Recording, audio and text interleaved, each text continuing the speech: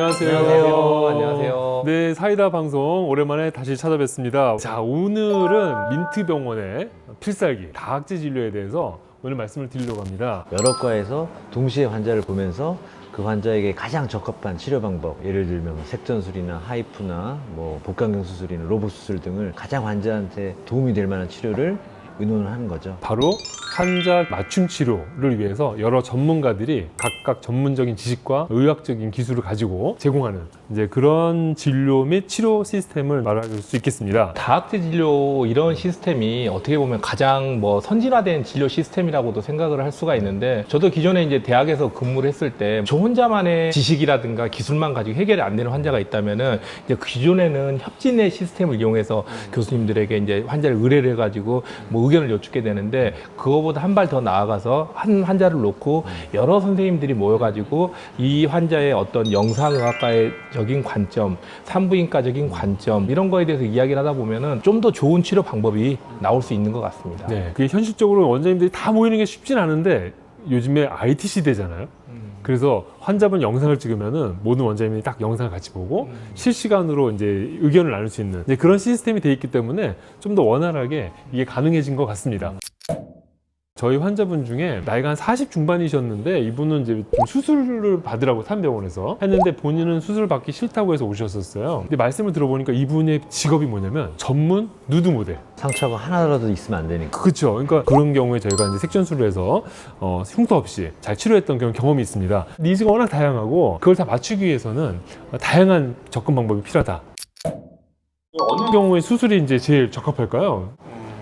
근데 이제 저는 어떤 적합도를 따지기 앞서 이제 환자에 대한 어떤 정보 수집, 환자와의 어떤 관계 형성이 대단히 중요한 것 같습니다. 그러니까 환자가 무엇을 원하고 어떤 상황에 처해 있는가를 의사가 먼저 파악을 해야 우리가 이제 적합한 치료를 권유를 해드릴 수가 있는데, 예전 같으면 30세, 35세 정도만 되면 대부분 다 결혼을 했고 대부분 다 자녀가 있고 이런 것들을 상상을 하게 되는데, 최근에는 40대가 돼도 결혼을 안 하신 분도 사실은 되게 많고 그리고 결혼을 했어도 자녀가 없는 분들도 꽤 있고 하기 때문에 이런 것들에 대한 환자분의 상태, 그리고 환자가 폐경이 됐느냐 안 됐느냐, 결혼 계획이 있느냐 없느냐 여러 가지 등등등을 고려해서 기존에는 이제 환자 나이라든가 이런 거 객관적인 것들만 보고 그냥 판단할 수가 있었는데, 지금은 심층 면접이라든가 환자의 대화를 통해서 해야 되기 때문에 좀 더 많은 의사들의 노력이 좀 필요한 것 같습니다. 김건우 원장님도 색전술 좀 많이 하시는데 색전술 치료는 어떤 환자분들한테 딱 좋을까요? 미혼이신 분들한테는 크게 권해드리진 않고요. 자궁을 하는 혈류가 이상 변화가 있을 수 있기 때문에 단발이거나 또 이렇게 떼기 쉬운 모양의 경우에도 저희가 이제 권해드리진 않고요. 사람이 수술이 더 나니까. 그렇죠. 네. 대신에 이제 여러 개가 있어서 수술할 때 떼내기 힘들다든지 자궁을 다 침범해 있는 근종들이 있다든지 그런 경우에는 색전술을 하면은 오히려 다른 치료법보다 효과를 더 많이 보실 수 있죠. 또 요즘 최근에 이제 하이프 시술에 관련해서도 이제 관심들이 많으신데 하이프가 참 좋은 방법이긴 해요. 몸에서 바깥에 열을 쏴서 태워 죽인다는 건 상당히 이상적인데 위치가 복부에서 10cm 미만에 있으면서 저희가 MR 찍어보면 물이 많냐 적냐 평가할 수 있는데 물 성분이 적으면서 크기가 8cm 미만, 일단 한 5, 6cm 정도까지는 좋은데 위치가 깊지 않은 경우에는 하이프도 아주 좋습니다. 아주 타겟팅, 그러니까 우리가 표현을 이렇게 하거든요. 그런 경우에는 하이프 치료가 아주 선택적으로 하기 좋습니다. 근데 그건 수술하기도 좋죠? 수술하기도 좋고 하이프하기도 좋은 경우는 이제 환자분들의 어떤 니즈, 환자분들이 뭘 원하시는지를 좀 파악하고 하는 게 좋을 것 같습니다. 비교적 젊은 나이에 임신을 원한다, 그리고 수술하기가 위치가 나쁘지 않다, 자궁 내막에 가깝지 않고 좀 떨어져 있다, 이런 경우는 저는 가급적이면 이제 수술을 좀 추천드리고요.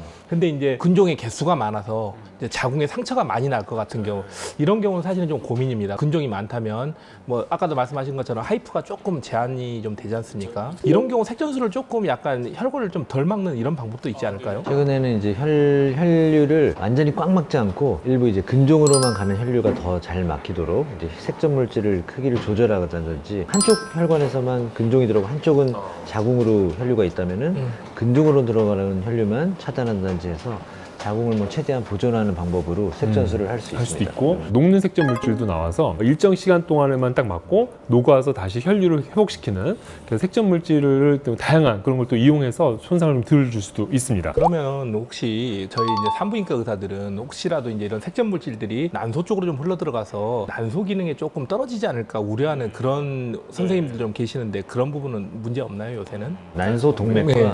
자궁으로 가는 동맥이 시작 지점이 다르고 네네네. 저희가 들어가서 치료하는 그 부위가 다릅니다. 실제로는 이제 해부학적으로는 이제 그 옆에 있지만 네. 혈관은 연결이 굉장히 다르거든요. 네. 난소 쪽으로 색전 물질이 들어갈 위험은 없습니다. 드물게 연결되어 있는 분들도 있긴 하지만 웬만큼은 난소 동맥 흐름이 있기 때문에 큰 손상을 주는 거는 이제 미미하다 이렇게 보시면 되겠습니다. 이게 근종이 이렇게 미혼이신데 너무 커서 개복을 해야 되는 상황이 있잖아요. 네네. 개복하고 물론 다 많이 떼낼 수 있지만 아무래도 이제 부담이 되니까 근종들도 전부 다 혈류가 다 연결이 돼 있는 그런 조직들이다 보니까 근종을 먹여 살리는 그런 영양혈관들이 전부 다 발달이 돼 있는 경우가 많아가지고 그런 영양혈관들을 물론 수술 중에 전부 다 지혈을 하긴 하지만은 이게 현실적으로 모든 혈관들을 다 지혈하기가 불가능하기 때문에 아무래도 근종 수술이 좀 피가 좀 많이 나는 수술이기는 합니다. 이런 경우 저희가 이제 색전술 치료를 해서 일단은 전체적인 걸 죽여서 그러면 부피 한 60% 쭉 마르거든요. 또 그렇게 되면 출혈의 위험성이 좀 적죠. 출혈 위험성이 적은 상태에서 수술해서 복강경으로 떼내니까 자궁도 보존하고 환자분도 훨씬 더 회복이 빠른 이제 그런 복합 치료가 될 수 있겠습니다. 또 다른 예로는 이제 하이프 같은 경우도 점막하 근종이나 이런 걸 하이프를 해서 치료하면은 이제 사이즈는 좋은데 떨어져 나오면서 이제 감염이 된다든가 그럴 수도 있거든요. 이제 혈관을 막기 때문에 조직 자체가 괴사가 되고 괴사된 조직이 이제 자궁에서 다 못 빠져나오고 자궁 입구가 막혀 있으니까 걸려가지고 이제 그러면서 냄새 나는 분비물을 가지고 오시는 분들이 있는데 자궁경으로 해서 네, 충분히 떼낼 수 있죠. 충분히 다. 그러니까 이렇게 색전술 혹은 하이프한 다음에 자궁경으로 떼내는 또 이런 이제 방법도 있죠. 네네네. 뭐 최근에 이런 예도 있었던 것 같아요. 그러니까 이제 환자분이 젊은 분이셨는데 이제 성근증도 꽤 심하고 난소에 내막증도 꽤 심하게 있으셔가지고 일단은 내막증 때문에 어쩔 수 없이 수술을 계획을 했었는데 아직 미혼이시라서 성근증을 수술로 접근하기 좀 힘들어가지고 내막증만 수술하고 성근증은 하이프로 치료하고.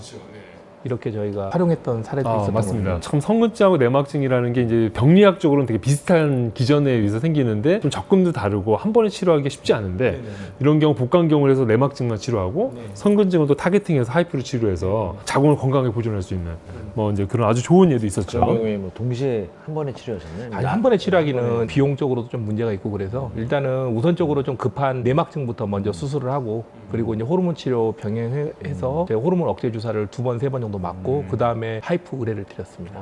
근데 이제 오시는 환자분들한테 들어보면은 이런 얘기를 많이 들으세요. 어느 병원 갔더니 개복해서 자궁 드러내야 돼. 막 그것도 약간 반말적으로 드러내야 돼. 막 이렇게 해갖고 막 상처받고 눈물 오시는 경우가 많은데 왜 이렇게 적출을 많이 하라고 그러죠? 산부인과 의사 입장에서. 산부인과 의사 입장에서는 뭐 적출이 어떻게 보면 전통적으로 이제 산부인과 의사는 외곽에 그러니까 이제 뭔가를 떼내는 절제 수술들을 많이 해왔었었고 자궁에 대한 역할이 여러 가지 제2의 심장이다부터 시작을 해가지고 여러 가지 역할들에 대해서 재조명을 해주고 자궁 적출 후에 올 수 있는 합병증이라든가 후유증이라든가 이런 거에 대한 관심들이 높아지고 있는데 불과 10년, 20년 전까지만 해도 그러니까 자궁은 출산 후에 필요 없는 기관이다. 약간 이런 인식들이 많다 보니까 마치 맹장처럼 뭐 맹장이 아무리 기능이 없다 하더라도 저희가 맹장이 걸리지 않는 한은 떼내지는 않잖아요. 그런 것처럼 자궁이 출산이 끝났다고 무조건 떼내버릴 장기는 아닌데 뭐 좀 문제 있으면 좀 너무 쉽게 접근하신 게 아닌가. 지금 요새 그래서 이제 그 훈련 받고 나오시는 산부인과 선생님들은 이런 자궁 보존에 대한 이런 생각들이 되게 강하셔가지고 뭐 이제 요새는 자궁 보존 치료에도 관심들이 되게 많으신 걸로 알고 있습니다.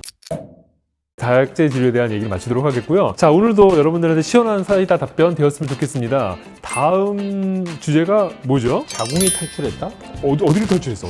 어디론가 탈출하겠죠. 저는 알고 있습니다. 아, 네. 이 중년 여성들의 말 못하는 그 불편하고 힘든 부분이에요. 오늘은 참석 못하셨지만 우리 김하정 원장님 모시고 시원하게 답변 드리도록 하겠습니다. 자, 좋은 하루 되십시오. 네. 안녕히 계세요.